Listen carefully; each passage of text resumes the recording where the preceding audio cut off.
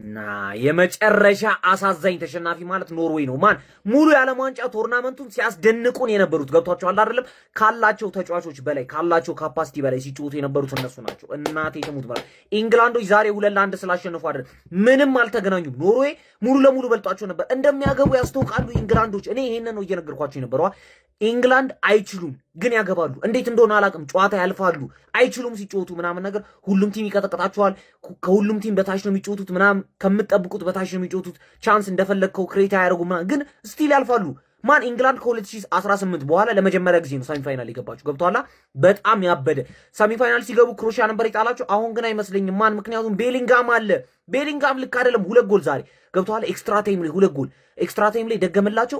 መጀመሪያ ላይ የሚያምር ጎል የመጀመሪያው ጎል አከራካሪ ነው ማለት ነው። ሃላንድ እንደምታዩት ካሜራውን ገጭቶታል። ኳሱ የጎል ኪክ ሲጣለስ መሀል ሜዳ ላይ ያለውን ካሜራ ገጭቶታል ኳሱና ቫር መታየት ነበረበት ምናምን የሚል ነገር ሃላንድ አንስቶ ነበር ማለት ነው። ቫር ቼክ አልተደረገላቸውም። በረኛውም ሃላንድም ጠይቀው ነበር ማለት ግን ኢንግላንድ በዚህም በዛም አለ ከማለፍ አይቆሙም።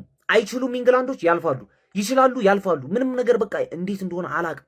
ፋራዳም በፋራም ብላ ግን እንግዲህ ዘንድሮ የዓለም ዋንጫውን ወዬ ልትለው ትችላለች። ወዬ ብላ ነው የምታስተናግደው። ቤሊንግሃም ምን አይነት የቁርጥ ቀን ልጅ ነህ! የአደጋ ጊዜ ተጠሪ፣ የእንግሊዝ የአደጋ ጊዜ ተጠሪ ማለት አንተ ነህ ማንዬ።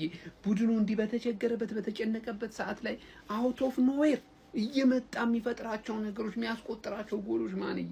አረ ይሄ ልጅ ጭብጨባ ያንሷል። ማን እኔ ማለት ነው ማድሪድን መፍራት ያለብን ገና በቀጣዩ አመት ነው።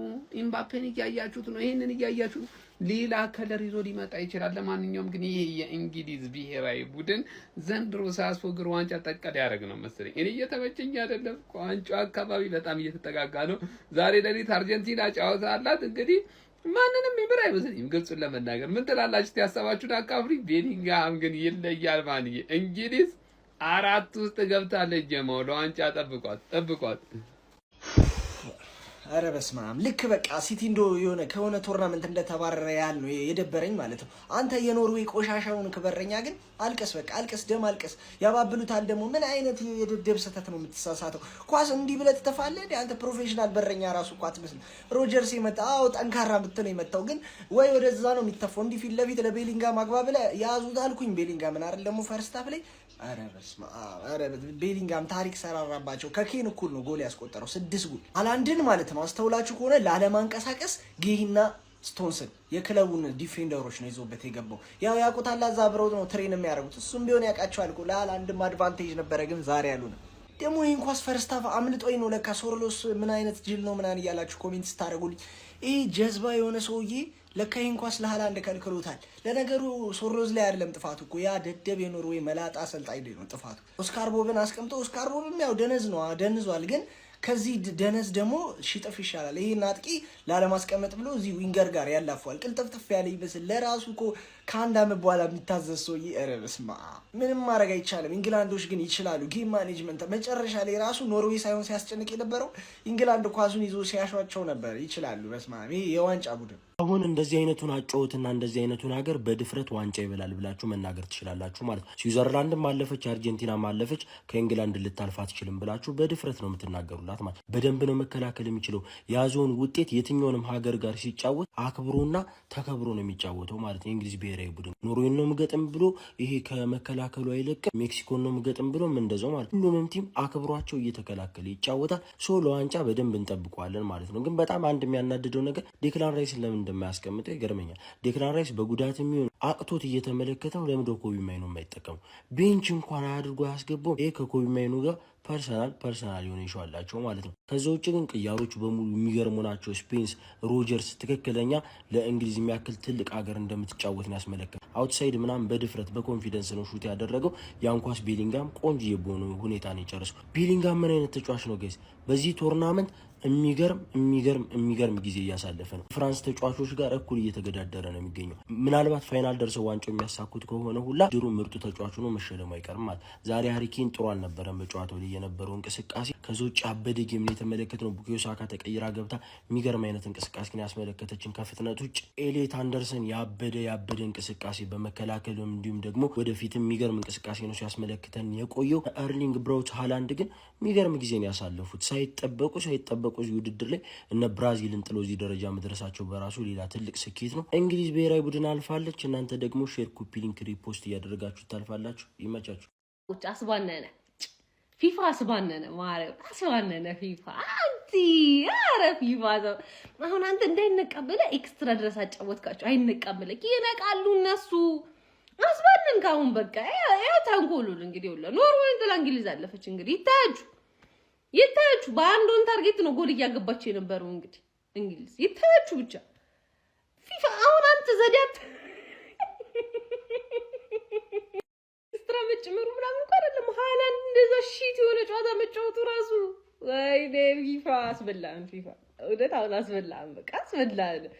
ሃላንድ እንኳን እንዲጫወት ብከፍለው ሰው ባላንዶር ማዱኬ ባላንዶር ያለው ባላንዶር ማዱኬ ባላንዶር። ቆይ ግን ኦዴጋርድ ማለት ነው አረሳውልህም። ቆይ አንተ ግን እንድትጫወተኛ ከበሮ መቼ ማዘጋጀት አለብን? ከዚህ በኋላ ኤምሬትስ እና ተቃራኒ ሜዳ ላይ ስንሄድ እንዳለ ከበሮ መዘጋጀት አለበት። አንተ እንደዚህ እንድትጫወት እንዲለውጥ ምንድነው እንደዚህ ቀይር ማለት? ኦፍ ኮርስ በሀገር ቀልድ የለም ግን ኧረ እንደዚህ አታስባልን እንዴ! ቢያንስ ሩቡለኛ ተጫወትልን እንጂ አውሽ ቀላሉ ቲም ነው ያለፈው። እንግሊዝ ማለፈው ይሻላል በእውነት ኖርዌይ። እኔ ኦዴጋርድ ብቻውን ነው እንጂ ይሄ ሰውዬ ምንም ክሮስ ማድረግ የማይችሉ ፍጥረቶች እንዴ! ክሮስ አድርግለት ለሃላንድ በቃ ሃላንድ ያገባዋል እኮ። እንደዛ ነው የመጣው እስካሁን ራሱ እንዴ! ምንም ምን ይፈጠራ እንግሊዝ ፈጠራ በቃ ምንም እዛው ይቆማሉ። በቃ የሆነ ትፍ ምናምን እንዲህ ተንቸፋችፈው እስካሁን እዚህ ደረሱ። ሲጀመር ለአርጀንቲና ቀላሉ ቲም ነው የሚደርሳት። አሁን እንግሊዝ ይሻላል ከኖርዌይ እንግሊዝ ይሻላል። ኦዴጋርድ ማን ያግዘው? ብቻውን ሆነ በቃ ምንም ያዞሯል ብቻውን። ይህን ሰውዬ በቃ ገደሉት። አንድ ክሮስ ማድረግ የማይችል ሰው የመጀመሪያውን ኳስ ብቻ አገቡ። በቃ አርጀንቲና አለቀሽም ታያለሽ። ኢንግላንድ ከጁዲ ቢሊንጋም ጋር እጅግ በጣም የተዋጣለት አካሄድ እየሄደች ነው የሚገኘው። እንግዲህ ግማሽ ፍጻሜ ላይ እንግዲህ ደርሳለች ማለት ነው። ያው ከአርጀንቲናና ከስዊዘርላንድ አሸናፊ ጋር የምትፋጠጥ ይሆናል ማለት ነው። ቤሊንጋም አልተቻለም። ያራዳ ልጆች በየትኛውም መንገድ ኳሷ ከመጣች ወደሱ ነው። ማይደክም ተጫዋች ማይረግጠው ሜዳ የለም። ካንቴን እያስታወሰን ይገኛል ማለት ነው። ቤሊንጋም ያራዳ ልጆች ዛሬ ግን ለሃላንድ ኳስ መስጠት የፈለጉ አይመስሉም። ኖርዌዎች ኳሱን ይመልሱታል። ፍጹም ደስተኛ አልነበረም ሃላንድ በጨዋታውም ላይ እንግዲህ እንደተመለከት ነው ማለት ነው። ምንም ነገር ነው ቻንስ ክሬት ሳያደርግ መውጣት እየቻለው ማለት ነው። በዚህ ጨዋታ እንግሊዞች በሚፈልጉት መንገድ ሃላንድንም ያስችሏል ብዬ አስባለሁኝ። እንግዲህ እስቲ ቶማስ ቱሄል ቡድን ቀጣይ ወዴት ይሄዳል? ሀሳብ አስተያየታችሁን ኮሜንት ላይ እየጻፋችሁ ሼር ኮፒ ሊንክ አይረሳ። ይመቻችሁ። ፈላው ኦዴጋርድ ብቸኛ ምርጥ ተጫዋች ሆኖልሽ ስቲል ግን ወደቅሽ ማለት ቤሊንግሃም በሊጎ አንተ ግን እናቴን ሁለተኛ ቤሊንግሃምን አንደሬት አላደረገውም። አንደሬትድ የሆነ ተጫዋች ማለት እንዴ እምባፔ ፈረንሳይ ውስጥ የሚያደርገውን ቤሊንግሃም እንግሊዝ ውስጥ የሚያደርገውን ማድረግ እንዲያስችል የሆነ ነገር ኦሊሴን አምጥተህ ገላግለን ፔሬዝ በእናት ምን አይነት ክላስ የሆንክ ተጫዋች ነህ? ኦዴጋርድ አሳዝነኝ፣ ግን በጣም ብታሳዝነኝም ያን ያህል ታሳዝነኝ አችልም። ምክንያቱም ኢትስ ኦኬ ቅር አይልም። እንደማታለቅስ እርግጠኛ ነኝ። ስታለቅስ አናይህም እና ሃላንድ ተቀይራ ወጣለች። ምንም ማድረግ አይቻልም ነው የምልህ። ተረዳኝ። አርጀንቲናም ስዊዘርላንድም ብትሆኚ ለውጥ የለውም፣ ትለጠፊያለሽ። ምንም ማድረግ አይቻልም። ገባ? ምክንያቱም ኢትስ ካሚንግ ሆም ነው የምልሽ። የአርሰናል ተጫዋቾች ያመጡታል እና ቤሊንግሃም ገባ? ቤሊንግሃም አሁን እንግሊዞች በጥቁር ተጫዋች ምክንያት ዓለም ዋንጫ ሲበሉ ምን እንደሚያደርጋቸው ማየት ራሱ እንዴት እንዳጓጓኝ። አንደኛ ጥቁር ተጫዋች፣ ሁለተኛ ቶማስ ቱሄል ምን አይነት ፐርፎርማንስ ነው አባቴ። ይሄን 10 ደቂቃ እናጥቃ፣ ይሄን 10 ደቂቃ እንከላከል ምናምን እያለ በቃላ ሪስ ጄምስ መጀመሪያ ሚድፊልድ አስገባው፣ ከዛ ወደ ራይት ባክ ሙቭ አድርገው፣ ኤዜን መጀመሪያ 10 ቁጥር አስገባው፣ ከዛ ወደ ሌፍት ዊንግ ሙቭ አድርገው። በቃ ብሪሊየንት ጌም ማኔጅመንት በየደቂቃው በየፌዙ ጂኒየስ የሆንክ ማናጀር አንተ ያለህ። ይሄ ስኳድ ፈረንሳይን ማቆም አያቅተውም። እመነኝ ነው የምልህ። እኔ መጀመሪያም እንግሊዝ ብያለሁ በምክንያቱ። ዛሬም ቤሊንጋም አዳናት፣ እንግሊዝን አሸነፈች በቤሊንጋም ጎል። አተረፍ በእናትህ ኬን ልታሳጣው ፈልገህ ነው? ስራ አንተ ምንድን ነው? በመሰረቱ አሲስት አድርግ ነው እንዴ። 6ኛ ጎል ደረስክ ከኬን እኩል ማለት ነው። ይሄ እኮ 3ኛው ጨዋታ ነው። በሱ ጎል ብቻ ሀገሩን ይዞ ሲወጣ ጤነኛ አይደለም በፍጹም ማለት። እኔ የማድሪድ ደጋፊ ስለሆንኩ አይደለም ይሄን የምለው። አሁን የዓለም ህዝብ ነው ደስ የሚለው። የዓለም ህዝብ ተረዳኝ። ቤሊንጋም የምትወዱ በቃ ቢያንስ በኮሜንት ጻፉ ስሙን ማለት ነው። ጭራሽ ኮምፔር የሚደረግ ሰው አይደለም ልጁ ማለት ነው። ሪል አይደለም፣ ጎስት ነገር ነው ሰውየው። አይጨበጥም። ይኸውላችሁ ስፔስ የሚፈጥርበት መንገድ እግዚአብሔርን ያለ ኳስ በኳስ ተውት ያለ ኳስ ሙቭመንቱ ደብተር ይዘህ ቁጭ እንድትል ነው ያደርግ። ሆን ብሎ ፎልስ ራን ያደርግና የሆነ ስፔስ ይፈጥራል ለጀርባ ማለት። እንዴት ነው እንደዚህ የቻልክበታት? በስመ አብ። እዛ ቦታ ላይ አሁን እንግዲህ ይኸውላችሁ ቤሊንጋም ቦታ ላይ መገኘት የነበረበት ኬን ነው። ኬን እዛ ማርክ ተደርጓል ደረሰ። እንዴት እንደሆነ እኔ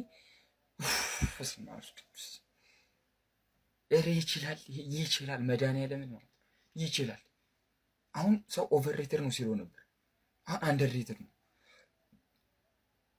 የየትኛውም ደጋፊ አሁን ስለ ቤሊንጋም መጥፎ አያወራም። ደስ ያለኝ ነገር ይሄ ነው። በጣም ትችላለህ፣ በስመ አብ ትችላለህ። የአርጀንቲናን ኳስ እናያለን ደግሞ ትንሽ ናፕ አድርጎ አንድ ሰዓት ከምናምን ያለን ይመስለኛል። እስቲ አሁን እንደዛ አለ አንድ ሰዓት ገደማ ምናምን ይኖራል። ትንሽ አረፍ ብለን ደግሞ እንነቃለን። ግዴታ ነው። ቦክስም አለ። ይመቻችሁ። እኔ ደስ ብሎኛል ለቤሊንጋምና ለኬን ስል ብቻ። ቤሊንግሃም ችሎታው አይታየኝም። ማን ነበር እንደዚህ አይነት ብናፈቹ? እኔ ረሳሁት እኮ ዓለም ዋንጫው ቅፊ አዝባረቀው ጠፋብኝ። ኢንግላንድ በኋላ ደግሞ ስዊዘርላንድ ያቺን ሀገር ብትሰጥልኝ ደግሞ በቃ ተስተካከለ። እንቅልፌም ችግር የለውም ብቻ እንቋጥራለን። ሰዓት ገና እንቋጥራለን። ይመቻችሁ። ፒስ አውት። አሰላሙ አለይኩም ወራህመቱላሂ ወበረካቱ። ታላቋ ሀገር እንግሊዝ አሸንፋለች። እንኳን ደስ ያለህ በሉኝ ፋሚሊ። እናንተ ደስ ባይላችሁ እንኳን የእንግሊዝ ደጋፊ ባትሆኑ እንኳን ደስ ያላችሁ፣ እንኳን ደስ ያለህ አሞዲር አሊ ብላችሁ ኮሜንት ላይ ጻፉ። ቪዲዮን ደግሞ ኮፒ ሊንክ ሪፖስት ላይ በማድረግ ጀምሩት ፋሚሊ። ከኬፕ ቨርዲ የተሻለ በፉትቦሉ ትልቅ አስተዋጽኦ የሌላት ሀገር ይህን ያህል ትፈትናለች። ኖርዌይ በጣም ጎበዝ ናቸው፣ እውነት ጀግና ናቸው። አሰልጣኙ በጣም ጎበዝ ነው። ባላቸው አቅም ማልቀስም የለባቸው ብዬ አስባለሁ። በዚህ ልክ መፈተን ነበረብን ካለን ስኳድ አንጻር። እድሜልን ጁድ ስቶንስ ራሱ ፋሚሊ እንዲህ ማጉዌር እንኳን አልተመረጠ። ስቶንስ የኔ አባት እንደው አፉ በላይ ለምን ተመረጠ ስል ነበር። ሀገሬ እንግሊዝ አሸንፋለች። በጣም ነው ደስ ያለኝ። ቤሊንግሃም ደግሞ 2 ጎል ማስቆጠሩ ፋሚሊ። ቤሊንግሃም እኮ ቋሚ ይሆናል አይሆንም የሚል ጥርጣሬ በአሰልጣኙ በቱሄል በግልጽ ተናግሮ ነበር። አሁን ላለንበት ቦታ ትልቁን አስተዋጽኦ ያደረገው ቤሊንግሃም ነው። እቺ ሀገር ለእግር ኳስ ለከፈለችው ውለታ መካስ አለባት። ውለቷ ሊመለስ ይገባል። ሚዲያው ምናምን ተወት ፋሚሊ ልጠሉ ትችላላችሁ፣ ግን በእግር ኳሱ ላይ ትልቁን አሻራ አስቀምጣለች።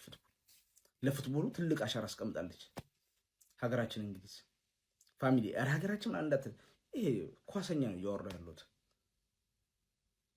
እና በጣም ደስ ብሎኛል። ወላሂ በጣም ነው ደስ ያለኝ። የእንግሊዝ ደጋፊዎች ካላችሁ እንኳን ደስ ያላችሁ ማለት ፈልጋለሁ። እንግዲህ ተጋጣሚያችን ደግሞ ከሰዓታቶች በኋላ ማወቅ እንችላለን። ከባድ ነበር፣ ድል አድርገናል።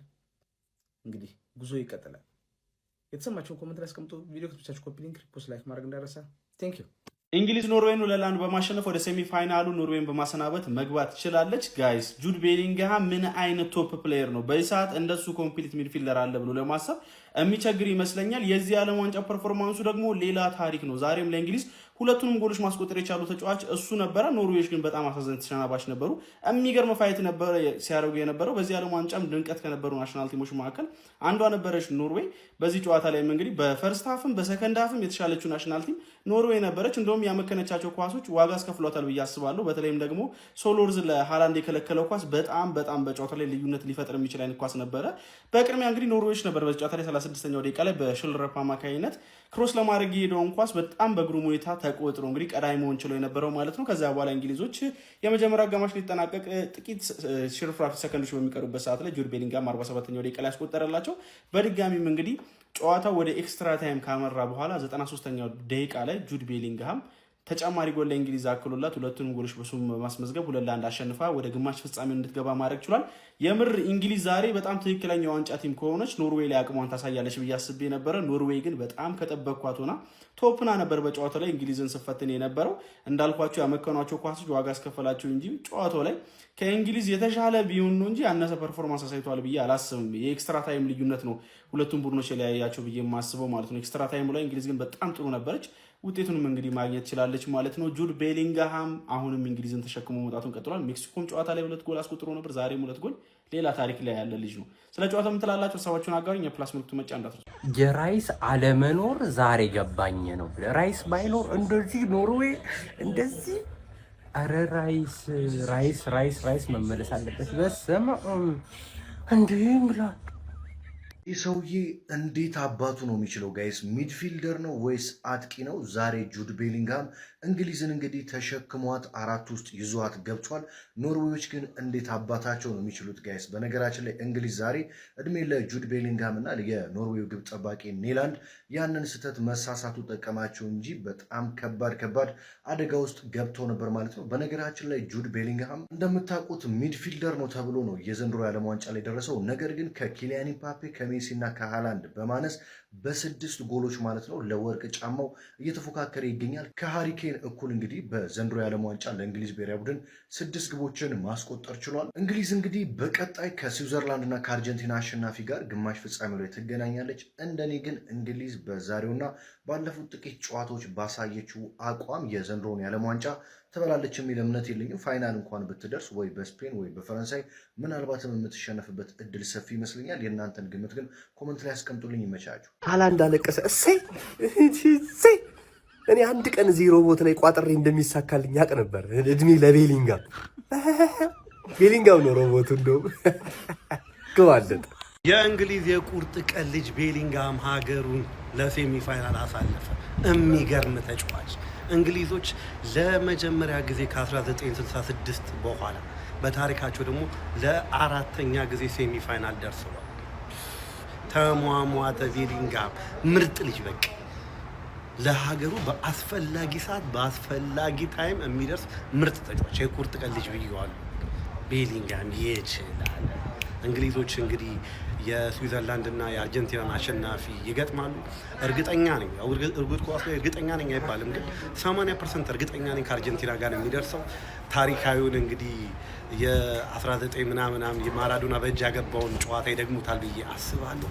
የሚገርም ጨዋታ ነው የሚሆነው። እንግሊዝ ይሄ ቲም ሳይገመት አንደርዶግ መስሎ ሊበላ ይችላል ይሄንን ዋንጫ። ነገር ግን እኛ የፈረንሳይ ነን አባት። ሌትስ ጎ ብሉዝ። ይሄንን ዋንጫ ፈረንሳይ ነው የሚበላው። ለኔ እንግዲህ ፋይናሉ ላይ ፈረንሳይ ከአርጀንቲና ወይም ፈረንሳይ ከእንግሊዝ ነው ሊሆን የሚችለው። እግር ኳስ አይታወቅም የሆነው ነገር ግን እርግጠኛ ነኝ በእነሱ አባቴ በዶሮ እርግጠኛ ነኝ። እኔ ምንም ጊዜ ቢሆን የወፏ ደጋፊ ነኝ። የሊቨርፑል ይሄ ልጅ ስሙ ማን ነበር ጋይስ? ሃላንድ። በቃ መች 9 ቁጥሮች እዛ ቦታ ላይ ይገኛሉ። በቃ የ9 ቁጥር ደመነፍስ ያሉት ተጫዋች በቃ ሃላንድ በለው በአማካዩ ማለት ነው። እንገዘሉ እኮ የኮከብ ግብ አስቆጣሪ ተፎካካሪ ከሆነ ወይኔ ቤሊንግሃም ተነሳበት። በቃ እንግዲህ ማን ነው ግን አሜሪካን ዓለም ዋንጫ አዘጋጅ ያላት እንዴ? እኔ እስከ 8 ሰዓት ቁጭ አልኩኝ። ቢያንስ 2 ሰዓት እተኛለሁ ብዬ አርጀንቲና እንኳን 10 ሰዓት ተነስቼ ለማየት 8 ሰዓት ቁጭ አልኩኝ። ጭማሪ 30 ደቂቃ 1-1 አለቀ የእንግሊዝና የኖርዌይ ጨዋታ። ከዛ ደግሞ 10 ሰዓት ጨርሻ 12 ሰዓት ላይ ተኛለሁ ስል ቦክስ አለ ማግሬገር። ወይኔ እኔ ብሬን ነው እኔ አሁን ይህንን ጨዋታ ሃላንድ መውደቅ ነበረበት፣ ኖርዌይ መውደቅ ነበረባት። ይህን ጨዋታ እግዚአብሔርን ሰከንድ አፉን እንደዛ አርበድብደን። ኧረ በስመ አብ እድል እኮ ነው። አሁንም እድል በቃ እድል እየተተፋ ሄዶ ይመታል። ይሄ ኧረ በስመ አብ መንፈስ ቅዱስ ይችላል። ቤሊንግሃም ግን እኔ ጭራሽ ነው የማይመችኝ። ከዛሬ ቀጥሎ ደግሞ ጠልቼዋለሁ። ቀጣይ ኢንግላንድ የሚባል ቲም እንዲወድቅ ነው የምቋጠረው። ሲያስጠሉ እንዳለ በቃ ለአይኔን ያስጠሉኝ እግዚአብሔርን ከነ ቶማስ ቱሄል። ኧረ በስመ አብ ማርያምን ነው የምላችሁ። ላይክ ኖርዌይ ማለፍ ነበረባት ይህን ጨዋታ። ግርፍን የተደረጉት ነው የምላችሁ። ኤኒዌይስ በጣም የሚገርም ፐርፎርማንስ አሳይቷል ኖርዌዮች። አሁን የስፔን ነን። በስፔን ፍራንስንም ኢንግላንድንም ጥለን እንበላለን። ግን ኖርዌይ ውስጥ በእርግጠኝነት ላይክ ኖርዌይና ኢንግላንድ ያሉትን እያንዳንዱ ተጫዋቾች ብታወዳደሩ ከሃላንድ ውጪ ሁሉም ይበለጣሉ። እኔን ማነኝ ኦዴጋርድንም ቤሊንግሃም ይበልጣል።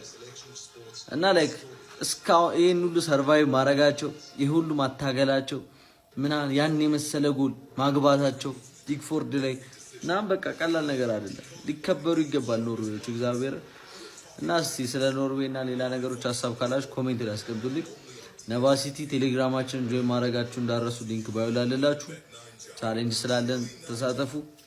ይመቻችሁ። እሺ ኖርዌይ ተሸንፋ ወጣለች ከዓለም ዋንጫ ማለት ነው። ኦዲጋርድ ባይኖር ኖሮ እዚህ አደርስም ነበር ያልከኝ ልጅ ደህና ነህ? ለማንኛውም ወደፊት ፓስ ማድረግ ብጫ አያሰጥም ብላችሁ ነገሩት ለሌላ ጊዜ ማለት ነው። ወደፊት ፓስ ማድረግ አያስቀጣም ይቻላል እግር ኳስ ላይ ብላችሁ ኤርሊንግ ብሮት ሃላንድ የሚገርም የዓለም ዋንጫ ነበር ያሳለፍከው። በጣም ጸዴ ማለት ነው። እዚህ ጌም ላይ አንድ ቻንስ እንኳን ክሬት አደረገለትም። በቃ ሲንከራተት ነው የነበረው። ሃላንድ እንግዲህ ቻንስ ክሬት ተደረገለት ነው የሚጨርሰው። ቢያንስ አንድ ቻንስ ክሬት ሲደረግለት አልነበረ። በጣም የሚያሳዝን ሁኔታ ያለ ሚድፊልድ መጫወት ቁጠሩት። ዛሬ ክንፎቹም ጥሩ አልነበሩም። ብዙ በቃ ቻንስ ክሬት የተደረገ አልነበረም። ግን የሚገርም ዓለም ዋንጫ በጣም የሚያኮራ እኛ ሲቲዎችን በጣም የሚያኮራ ነገር አድርገናል። በጣም ኮርተንባናል። ከዛ በላይ ከሜዳ ያለፈ በጣም ትልቅ ተጽዕኖ ነው ያለው እዚህ ዓለም ዋንጫ ላይ እንደ ኤርሊንግ ሃላንድ የታወቀ በጣም ፌም የሆነ በጣም ያተረፈ ሰው ያለ አይመስለኝም። ሁሉም ዓለም ላይ በጣም ኢፌክቲቭ ሆነ ይመስለኛል። እና ለማንኛውም በሰላም ተመልስልኝ። ሮቦታችን እናመሰግናለን። ጀግና ነክ እንግሊዝ ቤትም ቢሆን እንግሊዝን ይዞ ወጣው እንዳለ የሲቲ ተጫዋች ነው እንዳለ ማለት ነው። እና ጁድ ቤሊንጋም በቃ ይችላል፣ ይመቸው። በቃ እቺ የሚገራድርም የክላች ሞመንቶ የራሷን ነገር እየሰራች ነው። እንግላንድ አሸንፋለች። ጌሙ በጣም ታይት ነበረ፣ ግን ያው ዲሳይሲቭ ነገር ተወስኗል። ጁድ ቤሊንጋም ይመቸው። ግን ኦዲጋርድ ነው እዚህ ያደረሳችሁ ያልከኝ ልጅ ደህና ደርሽ። ምን አይነት ፐርፎርማንስ ነው ጁድ ቤሊንግሃም ሀቢቢ ብቻውን ቫይኪንጎችን ወደ ኖርዌይ እዛው መለሳቸው ማለት ነው። የሚያጅብ ለነሱ ለራሱ የሚገርም ቶርናመንት ነበር። አልጠበቁም እዚህ ደርሳሉ ተብሎ ማለት ነውና ለነሱ የሚገርም ነበረ።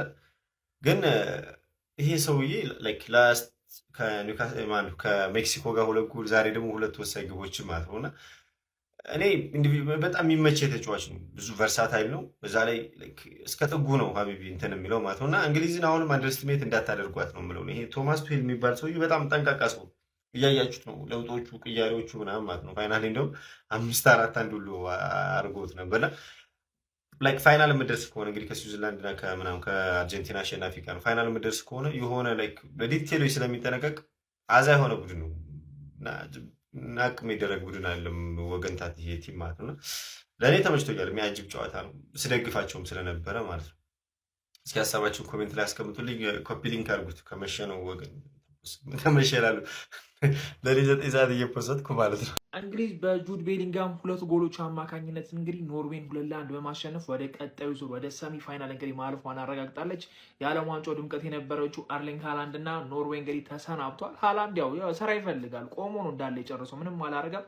ይህ ሰውዬ ግን ማለት ነው በስመ አብ ምን አይነት ሰው ነው? በእናት ዓለም ዋንጫው የበረኞች ነው ሲባል ነበር የዚህኛው ዓመት። ከትላንትናና ከዛሬው ጨዋታ አንጻር ደግሞ በረኞች ጥሩ እየሰሩ አይደለም። ሴኔላ ተሳሳተ።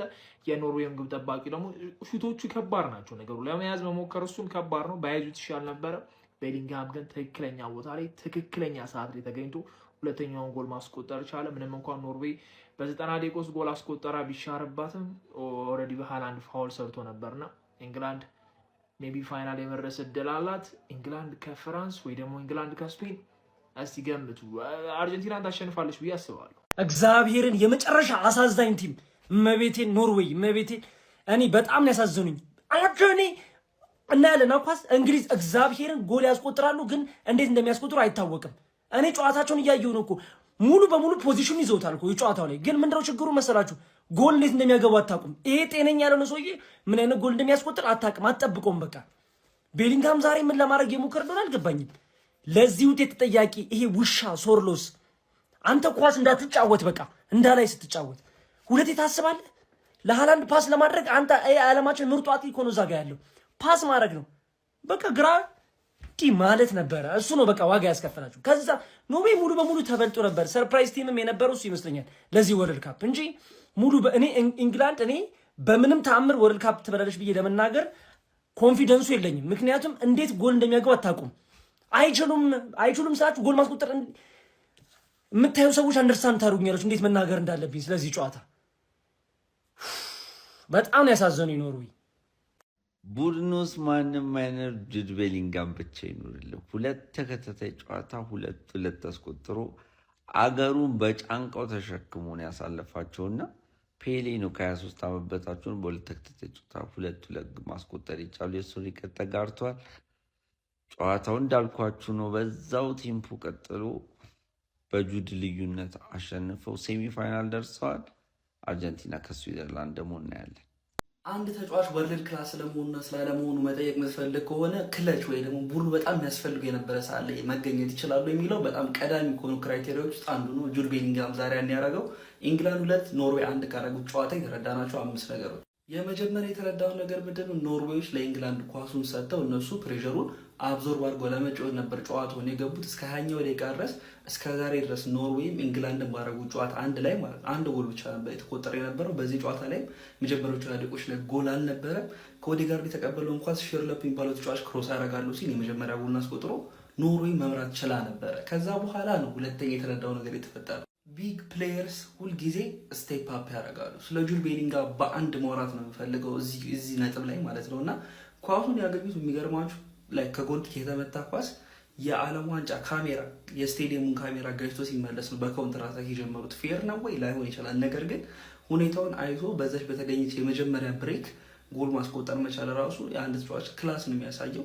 በደንብ አድርገው ክሎዝ ዳውን ሊያረጉት አልቻሉም ነበር። ኤሊዮት አንደርሰን ነበረ ኳሱን ለጎርደን የሰጠው፣ ጎርደን የሰነጠቃትን ኳስ ማለት ነው። ሶስተኛ የተረዳ ቶማስ ቱሄል ሁኔታዎችን ለመቀየር የተጫዋታ ከአዳፕት ለማድረግ በተአምር የሚፈራ አይነት አሰልጣኝ እንዳልሆነ በዛሬው ጨዋታ ተመልክተናል። አሁን ለምሳሌ እረፍት ታይም ላይ ዴክላን ማስወጣቱ ልክ የሆነ ዲሲሽን አልነበረም፣ ወይ ደግሞ ከጉዳት አንጻር ከተለያየ ነገር ሊሆን ይችላል። ግን ላይ ሙሉ ጨዋታው ነው የተበለጡት ከሰከንድ ሀፍ በኋላ ማለት ነው። ኳሱን ተቀብሏቸው ነበር። ነገር ግን በጣም ላይ ብዙ ጨዋታዎችን የቀየሩ ለምሳሌ ሳካን አስገባና ኤዜን አስገባ። ከዛ ጎርደንን ካስወጣ በኋላ ኤዜን ላይ አድርጎ በጁድ በ10 መጫወት ጀመረ። እዛ ትንሽ ቆይቶ ደግሞ ሮጀርስንም ጨመረበትና ሪስ ጄምስን መሀል ተጫዋች አደረገው። ከዛ ከሁለት ሰዓት በኋላ ደግሞ ኮንሳን አስወጥቶ እያረገ በቃ በላይ በኩል ጄዲ ስፔንስ ላይ ስንት ተጫዋች ነው የሞከረው፣ ስንት አይነት ሁኔታ ነው የሞከረው። መጨረሻ ላይ ዳንበርንን እስካስገባበት ጊዜ ጀምሮ እና በጣም ነገሮችን ለመሞከር ፈቃደኛ የሆነ ከጨዋታ ጋር ራሱን በደንብ አዳፕት የሚያደርግ ኮች ነው ያገኛችሁ። ለጥሎ ማለፍ የሚሆን አይነት ወይ ለቶርናመንት የሚሆን አይነት ኮች እንደሆነ ቶማስ ቱሄል ዛሬ ማሳየት ችሏል።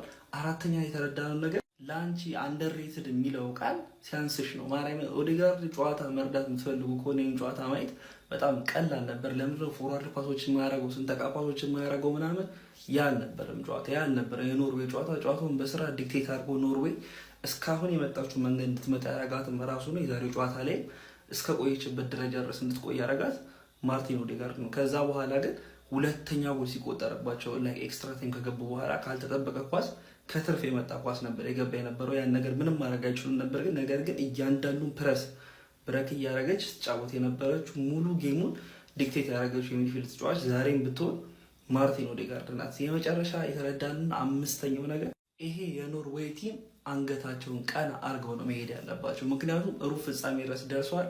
ቆንጆ ኳስ ነው ሲጫወቱ የነበሩት። ላይክ ከነ ደጋፊዎቻቸው ምርጥ ነበሩ በጣም እና ይሄ ኖርዌይ ቲም ገና ከዚህ በኋላ ረጅም መንገድ መሄድ ይችላል። ምክንያቱም ገና ወጣት ቲም ስለሆነ ቀጣይ ዓለም ዋንጫ ላይም ቀጣይ ዩሮ ላይም እናያቸዋለን ብዬ አስባለሁ። ፎሎ ኮፒንግ ሼር እያደረጋችሁ ይመቻል። ጁድ ቤሊንጋም ለእንግሊዞች አሻጋሪ ሙሴያቸው ሆኗል። አሁንም ወደ ግማሽ ፍጻሜው ሲያልፉ ሁለቱን የማሸነፊያ ጎሎች ያስቆጠረው የሪያል ማድሪዱ የአማካይ መስመር ተጫዋች ጁድ ቤሊንጋም ሆኗል። ቤሊንጋም ልዩነት ፈጣሪ ተጫዋች ሆኗል።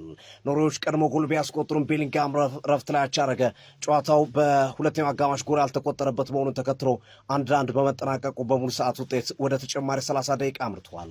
በተጨማሪው 30 ደቂቃ የመጀመሪያው 15 አጋማሽ የመጀመሪያው 15 ደቂቃ ላይ ጁድ ቤሊንጋም እንግሊዝን አሸናፊ ያደረገችዋን ውብ ጎል አስቆጥሯል። በተለይ ግብ ጠባቂ ኔዘርላንድ ስህተት ከፍተኛ ነበረ።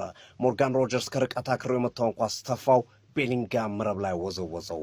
በቤሊንጋም 2 ጎሎችም እንግሊዞች አሸናፊ በመሆን ግማሽ ፍጻሜውን ተቀላቅለዋል። አሰልጣኝ ቶማስ ቱከል በቋሚ 11 አስተላልፋቸው ስህተት የሰሩ ቢሆንም በኋላ ላይ ግን ቀስ በቀስ ቅያሬዎቻቸው ውጤታማ ሆኗል። ሰከንድ ሀፍ ላይ ኖርዌዮች ጠንካራ ሆኖ ገብቶ ነበረ። ነገር ግን አሰልጣኝ ቶማስ ቱከል ሪቻርድ ጄምስ፣ ሞርጋን ሮጀርስ፣ ኢዜና ሳካን ቀይረው ያስገቡበት፣ በተቃራኒው ደግሞ ኒኮ ኦራይሊን ቀይረው ያስወጡባቸው ውሳኔዎች በጣም ድንቅ ውሳኔዎች ነበሩ። ዲክላን ራይስ ሁለተኛው አጋማሽ ላይ በመጎዳቱ በጉዳቱ ምክንያት ወደ ሜዳ አልተመለሰም። እሱ አለመገኘቱ አማካይ መስመሩ አሳስቶባቸው ነበር። ኦዴጋርድም ከፍተኛ ጫና እንዲፈጥርና የኖርዌይ አማካይ መስመሩ እንዲሻሻል ምክንያቱ ነው ነበረ። የጨዋታው ተጨማሪ ሰዓት ላይ ደግሞ የኖርዌዩ አሰልጣኝ ስሎቫክን ወሳኝ ተጫዋቻቸውን ሃላንድ ነቅለው አወጡላቸው። እንግዲህ እንግላንዶችም በማሸነፍ ወደ ግማሽ ፍጻሜ ገብተዋል። ኖርዌይ ከዚህ ላይ ጉዞ ተቀጥቷል። ዘ ቫይኪንግስ አስደናቂ የድጋፍ ስልት ሲያሳዩ የነበሩት የኖርዌይ ደጋፊዎችም ጉዟቸው እዚህ ላይ ተቋጭቷል። እንግሊዝ ከ60 ዓመታት በኋላ የዓለም ዋንጫን ለማሳካት ጉዞዋን ቀጥላለች። በግማሽ ፍጻሜው እንግዲህ ሌሊት ላይ የሚደረገውን የአርጀንቲናና የስዊዘርላንድን አሸናፊ የምታገኝ ይሆናል። ቤሊንጋም እንዴት አገኛችሁት? ሀሳብ ስጡበት። ሞርጋን ሮጀርስ በጣም አስደናቂ ስራ ነው የሰራው። የቶማስ ቱከልን ምርጫዎች ቋሚ 11 ምርጫዎች ግን አሁንም ቶማስ ቱከል እንዳይተማመኑባቸው የሚያደርጉ አሰልጣኝ ሆኖ እየተመለከትናቸው ነው። አጠቃላይ ስለ ጨዋታው ያላችሁን ሀሳብ ስጡ። እንግሊዝ ዋንጫውን ታነሳለች ብላችሁ ታስባላችሁ? ሀሳብ ስጡበት። የፕላስ ምልክቱን በመጫን ፉር ያድርጉ። ይህ ትርታ ሲዲ ስፖርት ነው። መልካም አዳር።